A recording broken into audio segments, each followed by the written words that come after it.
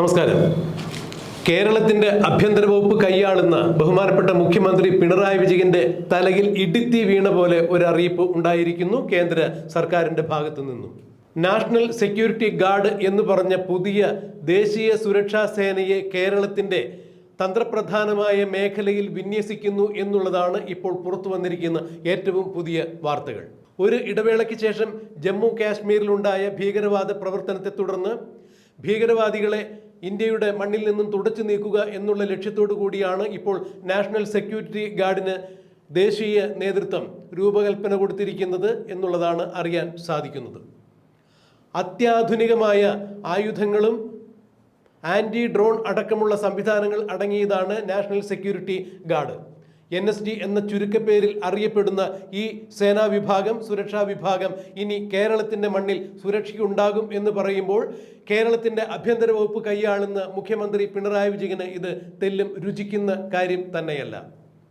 തന്ത്രപ്രധാന മേഖലയിൽ ഇനി NSGയുടെ വിന്യാസമുണ്ടാകും എന്ന് പറയുമ്പോൾ തന്നെ എന്തായിരിക്കും ദേശീയ നേതൃത്വം ഉന്നം വയ്ക്കുക എന്നുള്ളത് പിണറായി വിജയനെ പോലെ പരിണിതപ്രജ്ഞനായ ഒരു രാഷ്ട്രീയ നേതാവിന് പെട്ടെന്ന് മനസ്സിലാക്കാൻ സാധിക്കും. നാളുകൾക്ക് മുൻപ്, അതായത് ഏതാണ്ട് ഇപ്പോൾ ഒരു വർഷക്കാലമാകുന്നു, കേരളത്തിൽ പ്രവർത്തിച്ചു കൊണ്ടിരുന്ന ഒരു സംഘടനയെ ഭീകരവാദ കുറ്റം ചുമത്തി ആ സംഘടനയെ കേരളത്തിൽ നിരോധിച്ചുകൊണ്ട് കേന്ദ്ര സർക്കാർ ഒരു ഉത്തരവ് ഇടുകയുണ്ടായി.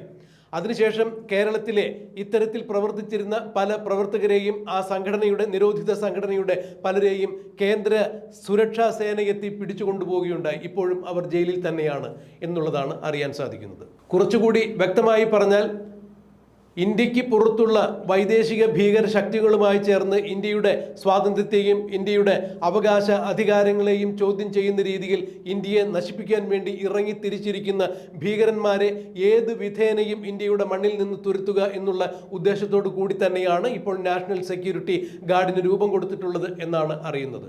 കേന്ദ്രമന്ത്രി അമിത്ഷായുടെ പ്രത്യേക നിർദ്ദേശപ്രകാരമാണ് ഇത്തരം ഒരു സേനയ്ക്ക് രൂപം നൽകിയിരിക്കുന്നത് എന്നാണ് അറിയുന്നത്. കേരളത്തിലെ NSG വിന്യാസത്തെക്കുറിച്ച് കൃത്യമായ ആലോചനകളും പരിശോധനകളും നടന്നതിന് ശേഷം മാത്രമേ ഇക്കാര്യം പരിഗണിക്കൂ എന്നുകൂടി തന്നെയാണ് കേന്ദ്ര നേതൃത്വം അറിയിച്ചിരിക്കുന്നത്, കേന്ദ്ര മന്ത്രാലയം അറിയിച്ചിരിക്കുന്നത്. എന്നാൽ കേരളത്തിലെ കേന്ദ്ര സഹമന്ത്രിയായ സുരേഷ് ഗോപിയുമായി അമിത്ഷാ ഇത്തരം കാര്യങ്ങൾ, തന്ത്രപ്രധാനമായ മേഖലകളെക്കുറിച്ചുള്ള വിവരങ്ങൾ തേടിയിരിക്കുന്നു എന്നുള്ളതാണ് അറിയാൻ സാധിക്കുന്നത്. അതീവ സുരക്ഷാ പ്രാധാന്യമുള്ള അയോധ്യയിലെ രാമക്ഷേത്രത്തിൽ അടുത്ത 2 മാസത്തിനുള്ളിൽ തന്നെ NSGയുടെ പ്രവർത്തനം വിപുലപ്പെടുത്തും, അല്ലെങ്കിൽ NSGയുടെ പ്രവർത്തനം ആരംഭിക്കും എന്ന് തന്നെയാണ് കേന്ദ്ര ആഭ്യന്തര മന്ത്രാലയം അറിയിച്ചിരിക്കുന്നത്. പാകിസ്ഥാനുമായി രാജ്യാതിർത്തി പങ്കിടുന്ന പഞ്ചാബിലെ പത്താൻകോട്ടിലും രാജ്യത്തിന്റെ സമുദ്രാതിർത്തി പങ്കിടുന്ന കേരളത്തിലും NSGയുടെ കൃത്യമായ സന്നിവേശം ഉണ്ടായിരിക്കും. ഇതിലൂടെ കേരളത്തിലേക്ക് നുഴഞ്ഞു കയറുന്ന ഭീകരവാദികളെ തുരത്തുക, അല്ലെങ്കിൽ പുറം രാജ്യങ്ങളിലുള്ള, അന്യരാജ്യങ്ങളിലുള്ള ഭീകരവാദികളുമായി ഒത്തുചേർന്ന് കേരളത്തിൽ പ്രവർത്തിക്കുന്ന ചില മൗലിക ഭീകരവാദ സംഘടനകളെ ഉന്മൂലനം ചെയ്യുക എന്നൊക്കെ തന്നെയാണ് NSGയുടെ സന്നിവേശം കൊണ്ട് കേന്ദ്ര നേതൃത്വം ഉദ്ദേശിക്കുന്നത് എന്നാണ് മനസ്സിലാക്കാൻ സാധിക്കുന്നത്. കേരളത്തിലും പഞ്ചാബിലെ പത്താൻകോട്ടിലും NSGയുടെ സന്നിവേശം ഉണ്ടാകുന്നതോടുകൂടി ഇന്ത്യയിൽ ആകമാനം NSGയുടെ 8 യൂണിറ്റുകളാണ് പ്രവർത്തന സജ്ജമാകുക എന്നാണ് കേന്ദ്ര ആഭ്യന്തര മന്ത്രാലയത്തിന് കീഴിൽ നിന്ന് കിട്ടുന്ന വിവരങ്ങൾ. ഇതിനുവേണ്ടി കൃത്യമായ നിർണയങ്ങൾ നടന്നിരിക്കുന്നു, ആലോചനകൾ നടക്കുന്നു. ഏതൊക്കെ ഇടങ്ങളിൽ എങ്ങനെയൊക്കെയാണ് NSGയുടെ സന്നിവേശം എന്നതിനെ കുറിച്ച് കൃത്യമായ ആലോചനകൾ നടക്കുന്നു എന്നുള്ളതാണ് അറിയാൻ സാധിക്കുന്നത്.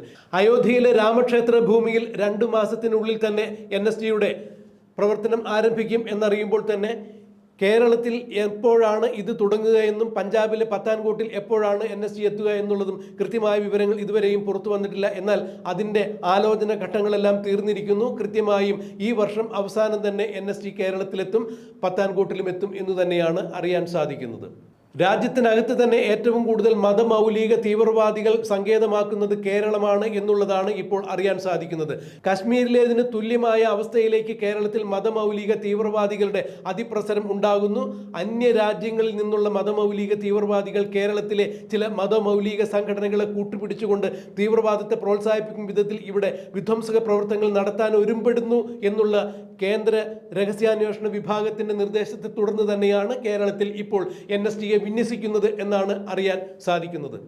കേന്ദ്ര ആഭ്യന്തര മന്ത്രിയായ അമിത്ഷാ കേരളത്തിലെ മന്ത്രിയായ സുരേഷ് ഗോപിയുമായി ഇത്തരം കാര്യങ്ങൾ ചർച്ച ചെയ്തു എന്നുകൂടി അറിയാൻ സാധിക്കുന്നു. എന്തായാലും സുരേഷ് ഗോപി കേന്ദ്ര മന്ത്രിസഭയിലെത്തിയതിനു ശേഷം കേരളത്തിൽ സമഗ്രമായ ചില മാറ്റങ്ങൾ ഉണ്ടാകുന്നു എന്നുള്ളതിൻ്റെ സൂചനകൾ തന്നെയാണ് ഇതിലൂടെയെല്ലാം മനസ്സിലാക്കാൻ സാധിക്കുന്നത്.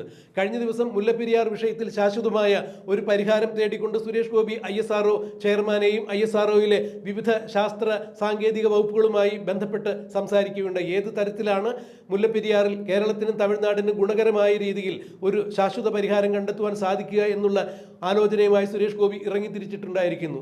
സുരേഷ് ഗോപി മുൻകൈയെടുത്ത് ഇറങ്ങിത്തിരിച്ചിട്ടുണ്ടായിരുന്നു. ഇപ്പോൾ ഇതുപോലെ തന്നെയാണ് കേരളത്തിലെ ഭീകരവാദ പ്രവർത്തനങ്ങൾ ഇല്ലായ്മ ചെയ്യുക എന്നുള്ള ഉദ്ദേശത്തോടു കൂടി കേന്ദ്ര ആഭ്യന്തര മന്ത്രാലയത്തിന് ഒത്താശ ചെയ്തുകൊണ്ട് സുരേഷ് ഗോപിയുടെ ചില പ്രവർത്തനങ്ങൾക്ക് തുടക്കമായിരിക്കുന്നു എന്നുകൂടി അറിയാൻ സാധിക്കുന്നു. അതെന്തു തന്നെയായാലും ഈ വർഷം അവസാനം കേരളത്തിൽ NSTയുടെ സാന്നിധ്യമുണ്ടാകും. ഇനി കേരളത്തിൻ്റെ സുരക്ഷാ ചുമതലയിൽ NST കൂടി പങ്കെടുക്കും എന്നുള്ളതാണ് അറിയാൻ സാധിക്കുന്നത്. സാധാരണ നിലയിൽ കേരളത്തിൻ്റെ സായുധ സേനയായ പോലീസിനെ സഹായിക്കുക, അടിയന്തര ഘട്ടത്തിൽ എങ്ങനെയാണ് അതിവേഗം പ്രവർത്തിക്കുക, എതിരാളികളെ ഏത് രീതിയിൽ പ്രതിരോധിച്ച് തോൽപ്പിക്കുക എന്നുള്ളതൊക്കെ തന്നെയായിരിക്കും NSTയുടെ കേരളത്തിലുള്ള ഉത്തരവാദിത്തം എന്നാണ് അറിയാൻ സാധിക്കുന്നത്. എന്തായാലും ഈ വർഷം അവസാനം തന്നെ കേരളത്തിൽ NST പ്രവർത്തിച്ചു തുടങ്ങും എന്നാണ് അറിയാൻ സാധിക്കുന്നത്.